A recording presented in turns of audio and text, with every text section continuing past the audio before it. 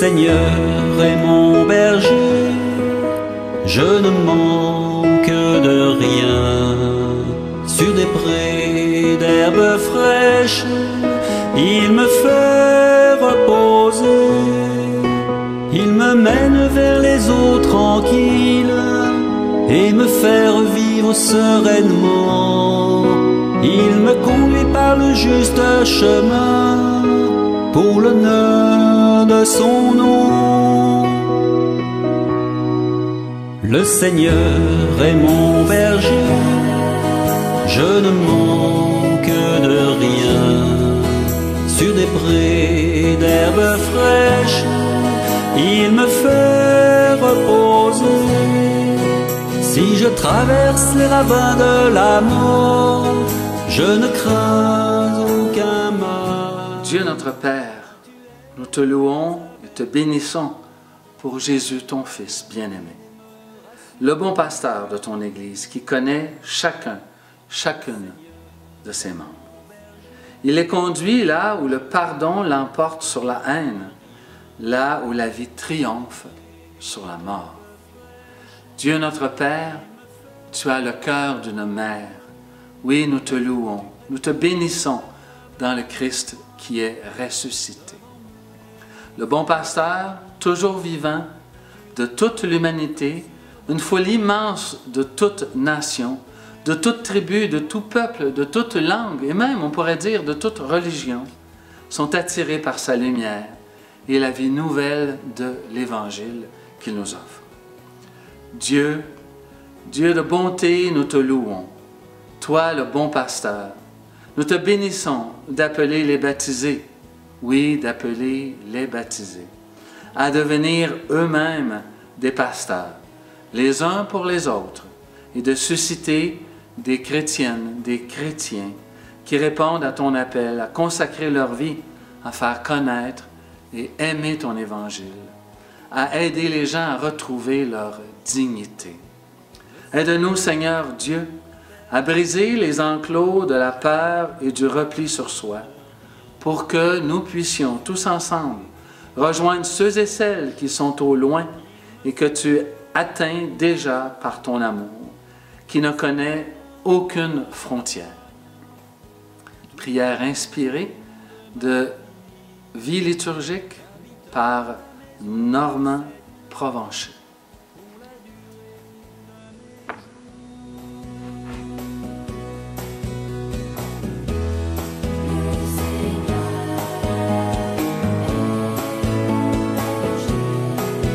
Le Seigneur est mon berger, je ne manque de rien. Bonjour, nous sommes au 4e dimanche de Pâques, dimanche dédié aux vocations, à la prière pour les vocations, mais en même temps on débute le mois de mai, donc le mois de Marie. Le dimanche d'aujourd'hui, c'est le dimanche du bon pasteur, celui ou celle qui s'occupe de ses brebis, celui qui est capable d'aller sur les routes des hommes et des femmes pour les rejoindre. Et justement, cette semaine, j'ai fait une très belle expérience.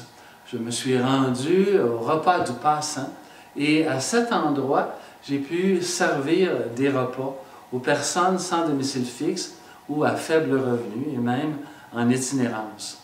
Alors, me rapprocher des gens, évidemment avec la distanciation physique requise, mais en contact avec les personnes, je pense que j'ai joué là aussi mon rôle de pasteur.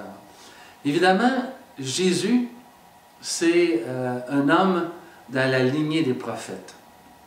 Et il a à cœur la dignité de toute personne, de toute femme, de tout homme, de tout jeune, de tout enfant. Alors, ce qu'il a fait, bien, c'est qu'il a pris à partie des hommes qui avaient le pouvoir, des pharisiens, ceux qui étaient mis à part des autres, et qui se pensaient au-dessus, je dirais, de la mêlée. Alors, il les a rappelés sérieusement à l'ordre, en leur disant que, tout comme Ézéchiel l'avait fait, ou les prophètes en leur temps, si vous vous pesez vous-même, si vous êtes centré sur vous et vos besoins, bien vous n'êtes pas en train de vous occuper des autres, ni de leur dignité, ni de leur venir en aide. Alors, c'est ce que Jésus a fait. Il a vraiment mis le point sur la table.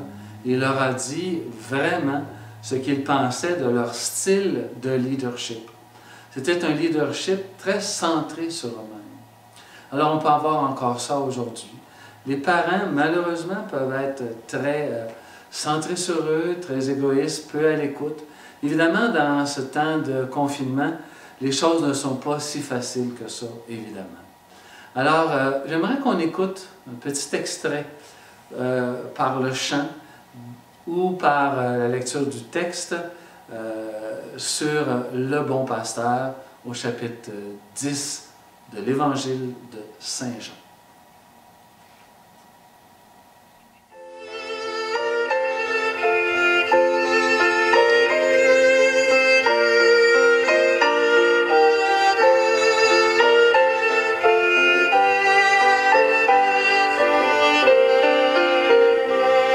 Je suis le bon berger, je connais mes brebis et mes brebis me connaissent.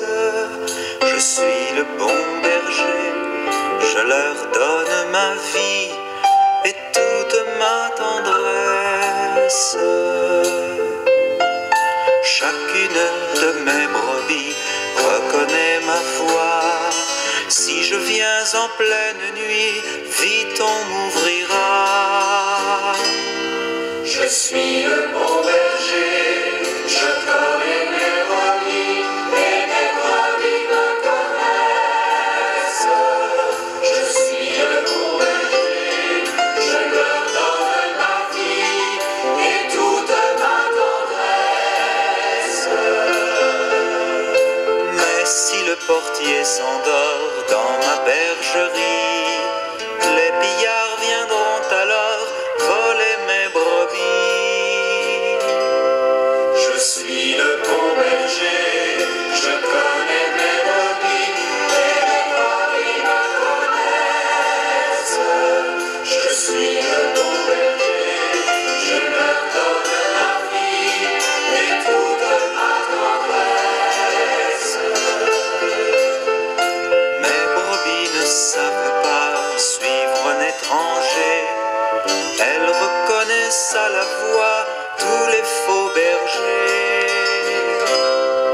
Je suis le bon berger, je connais mes brebis et mes brebis me connaissent.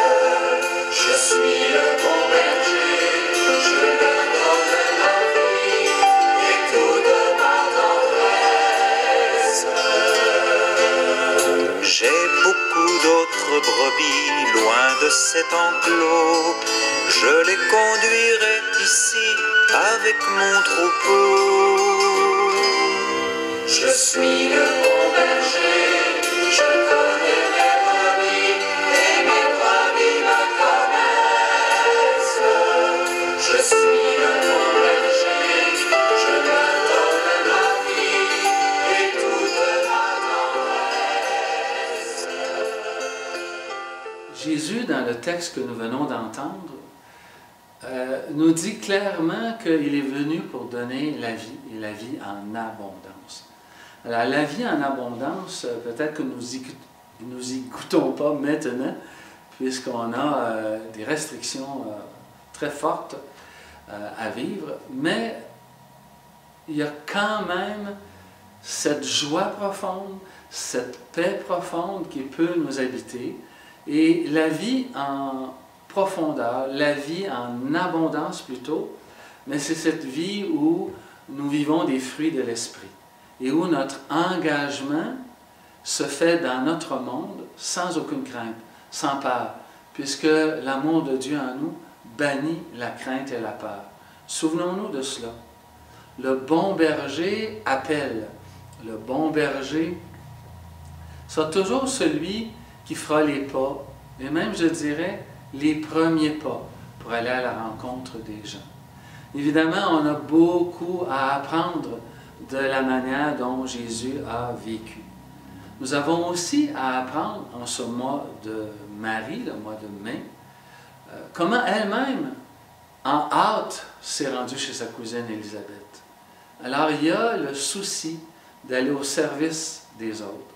Il y a le souci de ne pas rester à l'arrière, mais d'être à l'avant-scène pour pouvoir aider. Actuellement, nous aidons de façon toute particulière. Nous avons de la difficulté dans les rapprochements physiques, mais notre cœur n'est pas absent. Et ensemble, nous, les chrétiens, et tous ceux et celles qui ont compris le message de Jésus, bien, nous faisons mentir loin des yeux, loin du cœur. Évidemment, notre prière, elle est présente pour nos frères, nos sœurs. Et je dirais aussi que la vie en abondance qui nous a été donnée par le Christ, c'est comme relancer notre vie de baptisé. C'est relancer tout notre être par en avant, puisque Dieu est d'abord en avant de nous et non pas à l'arrière. Nous ne revenons pas aux oignons d'Égypte, les bons vieux oignons d'Égypte, nous disaient les disciples dans le temps de Moïse. Non, nous allons de l'avant, l'Esprit nous attend par en avant. C'est pourquoi il faut avoir l'oreille attentive, l'écoute. 58 fois le verbe écouter dans l'évangile de Jean a été proclamé, a été mentionné. Alors, je pense que Dieu est en train de nous dire, je ne suis pas le grand absent, je suis à votre écoute dans ces temps difficiles. Vous-même, pour hériter de ce qu'est la vie d'un pasteur, que vous soyez homme ou femme, vous pouvez aussi être à l'écoute de vos frères, de vos sœurs. Alors, on se laisse avec le chant de Robert Lebel, « Si tu entends ». C'était d'ailleurs le chant à mon ordination il y a plus de 30 ans passés. Alors, j'espère que chacun et chacune d'entre nous saura être attentif à l'appel du Seigneur en ce dimanche des vocations.